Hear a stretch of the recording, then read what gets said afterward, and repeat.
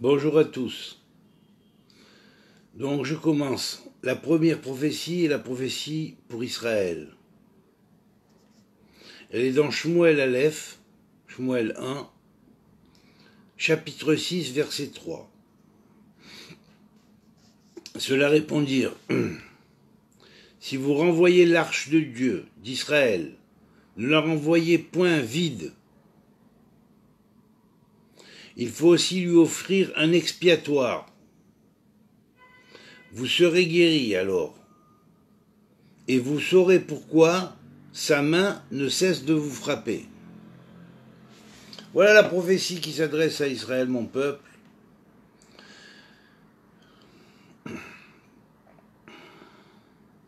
Faites-la vous interpréter. Tâchez de comprendre. La deuxième prophétie sort de Yeshayahu, Ésaïe, chapitre 37, verset 26. N'as-tu pas compris que j'ai tout résolu de loin depuis le Maasé Bereshit, depuis le commencement de l'œuvre des temps du Tikkun, préparé ces événements dès les temps antiques. Maintenant je les ai suscités, pour que, détruites par toi, les villes fortes se changent en monceaux de ruines. Donc,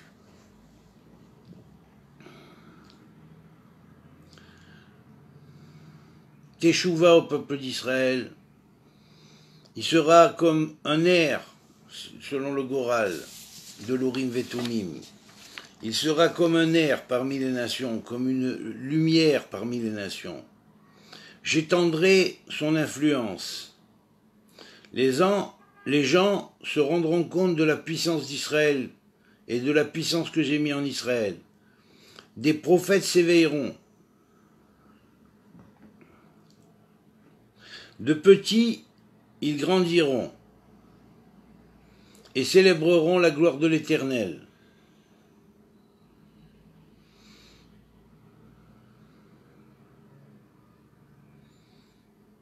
Allez, courez, réveillez-vous vers la vie. Revêtez sur vos têtes vos couronnes de sagesse. Retrouve-toi, mon peuple, et sache que je te purifierai avec l'hysope. Je t'enverrai le signe par lequel tu connaîtras la réparation que tu dois faire afin de totalement te réconcilier avec l'Éternel qui a fait le ciel et la terre. Il me semble que c'est clair. Voici la prophétie qui se manifeste à propos de l'Inde. À l'Inde, l'Éternel dit, voici le verset, Yirmiyahu 15, 1, chapitre 15, verset 1. L'Éternel me dit, quand Moïse et Samuel se présenteraient devant moi, mon âme ne se tournerait pas vers ce peuple. Envoie-le hors de ma présence et qu'il s'en aille. Je vous lis les versets, ensuite je commente. C'est en entrant dans la tente d'assignation et quand il s'approchait de l'autel qui devait faire ses ablutions ainsi que le Seigneur l'avait prescrit à Moïse. L'Éternel s'adresse à vous tous des tribus perdues qui vous trouvez en Inde. Des sages vous ont accompagné, notamment des Kohanim.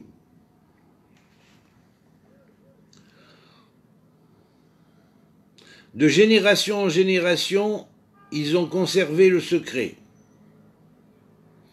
Et c'est afin que vous vous dressiez, que vous vous souleviez haut, enfants d'Israël, qui vous trouvez en Inde, recevez le signe, il est temps de sortir, de chanter l'Éternel. À l'Inde, en généralité, chassez les idoles et renvoyez-les hors de votre présence. vous tous qui avez été envoyés en Inde, les anciens fils d'Abraham, notamment Ram et autres, dans les filiations que vous avez continuées là-bas, ainsi parle le Seigneur l'Éternel, Dieu d'Israël, revenez au monothéisme primordial et réhabitez-le en Inde, car l'Inde a dévié de sa voie.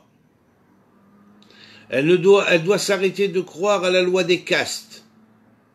Et vous, les riches, français et autres, qui siégez dans des beaux palais et qui vous souciez pas de la souffrance du peuple, distribuez vos richesses tant qu'il est encore temps et aidez le peuple au lieu de l'exploiter, car sans quoi la fureur de l'Éternel s'abattra sur vous et le peuple se soulèvera contre vous. Ainsi est l'oracle général pour l'Inde. Quand les serviteurs, quelques-uns parmi les serviteurs de Shmuel, Beth, chapitre 20, verset 11, quelques-uns des serviteurs de Joab restera près du corps, en disant « Qui aime Joab et qui aime David, et qui se tient pour David ?» Que celui-là suive Joab. Alors à vous de choisir.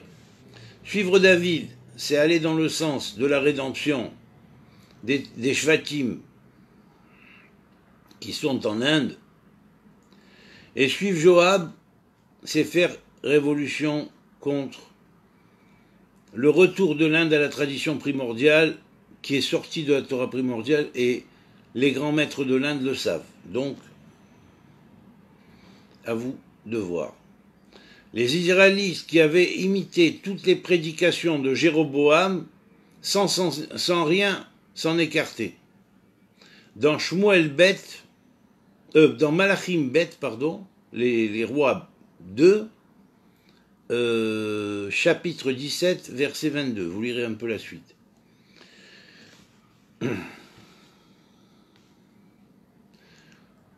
Dans Kohelet, chapitre 2, verset 5.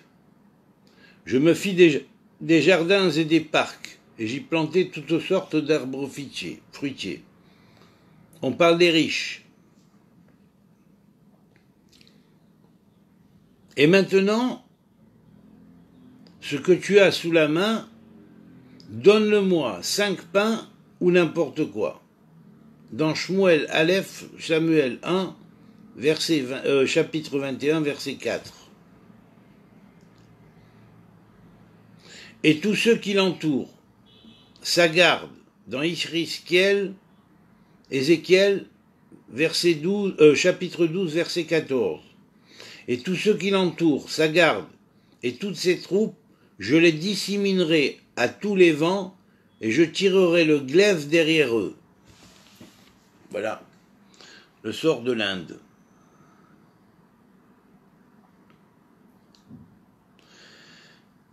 Un autre verset, j'osais pas le dire, mais je vais oser. Yirmiyahu 17.3.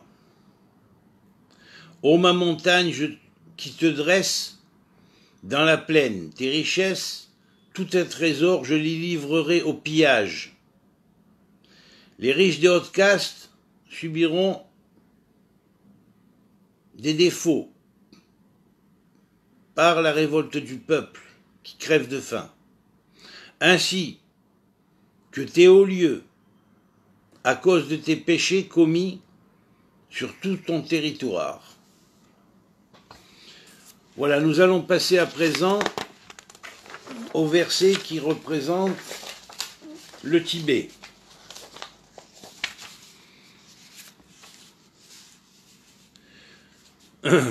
Poursuis-les de ton courroux et anéantis-les de deux. C'est la réponse au peuple tibétain par rapport à ces oppressions qui ont été faites par la Chine durant de nombreuses années. Parole de Jérémie, fils de Chilkiyahu, l'un des prêtres demeurant à Anatote sur le territoire de Benjamin. Il y a au Tibet aussi nombreux parmi les tribus d'Israël dispersées.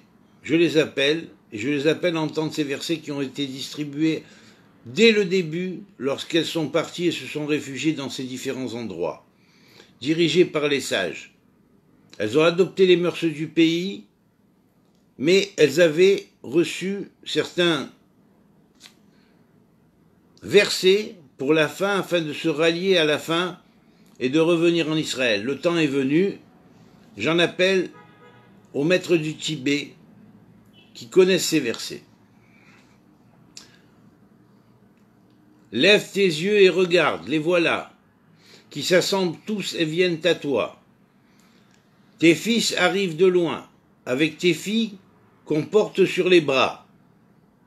Ainsi il y aura aussi une alliance du Tibet. Et du Tibet, beaucoup demanderont, dans les 3 années à venir, à rejoindre Israël, et se référeront des tribus d'Israël. Le Seigneur fit alors, comme l'avait dit du reste Rabbi Abraham Boulafia, de son temps, les tribus cachées se révéleront à la fin des temps sur les simples dévoilements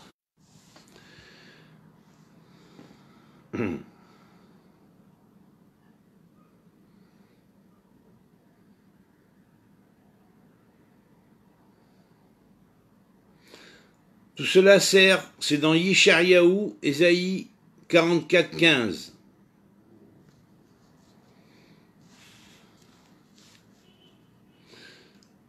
Tout cela sert à l'homme corruptible. Il en prend une partie pour se chauffer et une autre pour allumer le feu qui doit faire cuire son pain. Puis, il en fait un dieu. Il tombe à genoux, entaille une idole et se courbe devant elle. Cela est un appel au Tibet en général à rejeter l'idolâtrie et à revenir à la tradition primordiale et originelle sans représentation, car Dieu est un, ils le savent très bien, et vous le savez très bien, ô vous sages du Tibet. Et nous nous rallierons à l'unité originelle et à la tradition originelle primordiale, à la langue secrète et primordiale, mais laissez tomber les idoles car ça crée des dissensions. Les idoles ne sont que des représentations intermédiaires pour vous, mais vous n'y croyez pas réellement. Alors ne vous laissez pas suspecter par les ignorants, rejetez ces idoles, cela vaut mieux. Une coudée sera sa longueur, une coudée sa largeur, il sera carré de 2 coudées sa hauteur, ses cornes feront corps avec lui. C'est dans Shemot, c'est-à-dire l'Exode, chapitre 30, verset 2. Dans Vaïkra, chapitre 23, 35, cela s'applique aussi au Tibet.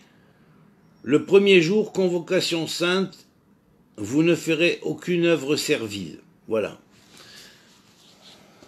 Le Tibet sera rédempté.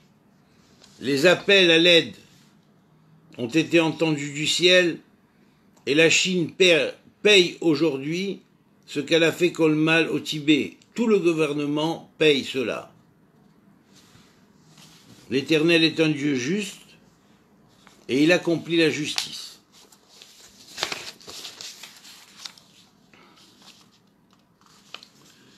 Voici l'oracle pour la Belgique.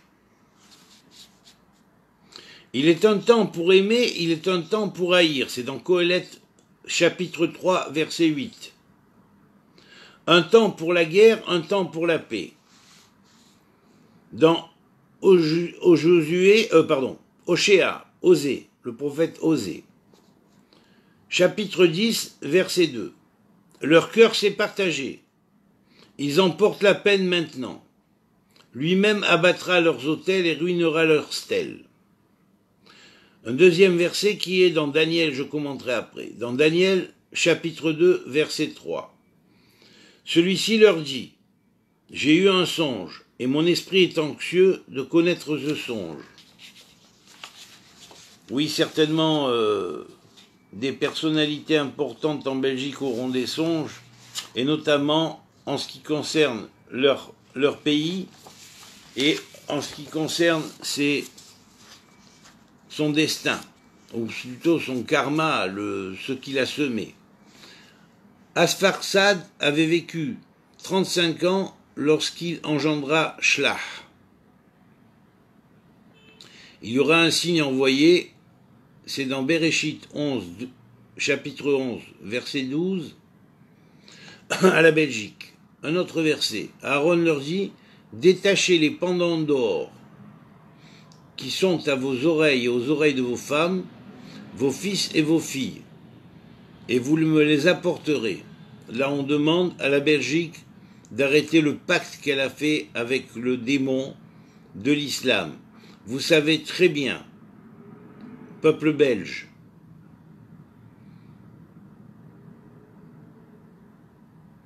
que certains de vos dirigeants ont aidé aussi bien à confectionner des armes biologiques et ont fermé les yeux devant la mauvaise langue des nations de l'islam à propos de mon peuple Israël. Ils trébucheront l'un sur l'autre. C'est dans Vaïkra 26, 37. 26, chapitre 26, verset 37. Et ils trébucheront l'un sur l'autre, comme à la vue de l'épée, sans que personne ne les poursuive. Vous ne pourrez vous maintenir devant vos ennemis. Vous avez introduit l'ennemi visible, mais vous avez aussi introduit l'ennemi invisible. Cet ennemi invisible vous frappera. Repentez-vous, et par cette repentance, l'Éternel sauvera les hommes de bonne volonté qui se trouvent dans ce pays. Oracle d'Isaïe, fils de Amos, dans Isaïe 1, écoutez bien, c'est hyper important, qu'il prophétisa sur Juda et Jérusalem au temps de Osias et de Jotham, d'Achaz et d'Ézéchias, roi de Juda. Alors c'est cette prophétie qui va s'appliquer c'est le premier verset, donc ça veut dire que à peu près tout le chapitre, mais l'essentiel du chapitre est « Ô venez, réconcilions-nous, dit l'Éternel. Vos péchés fussent-ils comme le cramoisi, ils peuvent devenir blancs comme neige. Repentez-vous. Repentez-vous devant votre ignorance qui a amené des attentats. Repentez-vous, peuple belge, et haut dans le gouvernement de la Belgique, car ils deviendront blancs comme neige, rouges comme le pourpre, ils deviendront comme la laine. Si vous consentez à m'obéir, vous jouirez des délices de la terre. Et retenez bien, si vous n'obéissez pas, si vous ne changez pas votre politique, vous verrez les ruines de la terre cette année, de la disette. Et si vous me refusez, et vous vous montrez indocile à accepter et bien comprendre que Israël a été donné à mon peuple, ou du moins à la partie de mon peuple qui est les Juifs, qui sont la partie d'Israël, qui le reste d'Israël ralliera bientôt le pays que j'ai donné à leurs ancêtres. Vous serez dévorés par le glaive, et c'est la bouche de l'Éternel qui le déclare. Alors là, ce que vous avez introduit va se charger de vous. Et je suis désolé d'avoir annoncé cette chose-là, je souhaiterais que ça ne se passe pas. Véritablement, je souhaiterais que ça ne se passe pas. Je souhaiterais que les dirigeants de la Belgique reprennent conscience et se réveillent et ferment les mauvaises portes, celles qui, depuis 1972, leur ont été imposées, depuis la guerre du Kippour.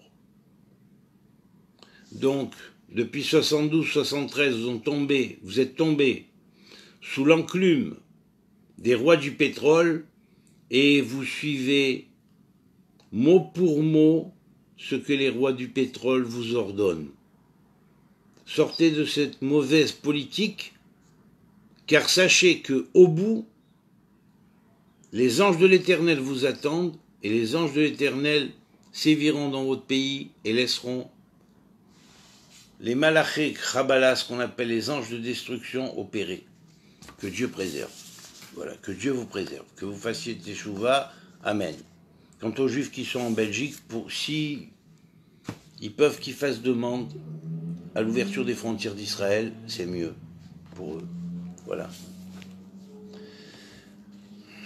J'arrête pour aujourd'hui et faites-moi plaisir, transmettez.